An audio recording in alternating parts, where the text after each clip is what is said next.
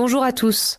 Bienvenue à Lingopay News in Easy French. Aujourd'hui, nous vous présentons les principales actualités de ce mercredi 7 janvier 2026. Nous commençons par les événements qui façonnent notre monde actuel. Le gouvernement américain envisage de recourir à l'armée pour aider à acheter le Groenland. Le président Donald Trump souhaite acquérir cette île, mais le Danemark et d'autres pays européens affirment qu'elle n'est pas à vendre. Un ancien conseiller affirme que la Russie a proposé un accord secret aux États-Unis. La Russie permettrait aux États-Unis de contrôler le Venezuela en échange de l'Ukraine. Cette information provoque des tensions à l'échelle mondiale. Le pape Léon XIV a officiellement fermé la porte sainte de la basilique Saint-Pierre au Vatican. Cette cérémonie marque la fin du jubilé de l'espérance de l'Église catholique, qui a débuté l'année dernière. Passons maintenant aux actualités sportives. Les Lakers de Los Angeles ont battu les Pélicans de la Nouvelle-Orléans sur un score de 111 à 103.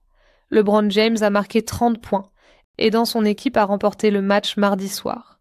Passons maintenant aux actualités internationales. Commençons par les États-Unis. 5 ans se sont écoulés depuis l'émeute du Capitole américain le 6 janvier.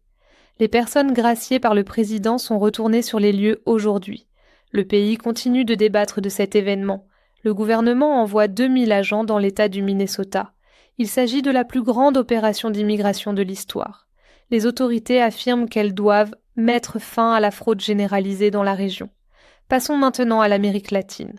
Le gouvernement américain ignore la leader de l'opposition vénézuélienne, María Corina Machado. Son parti se retrouve donc sans soutien. Le président Donald Trump prévoit d'acheter 50 millions de barils de pétrole au Venezuela au prix du marché. Cet accord intervient après la destitution de Nicolás Maduro. Passons maintenant à l'Europe. L'Europe occidentale se prépare à une nouvelle vague de neige et de glace due à la tempête Goretti, qui provoque des annulations de vols, des perturbations ferroviaires et des interdictions de circuler dans le nord de la France et le sud de la Grande-Bretagne. Enfin, passons aux actualités internationales.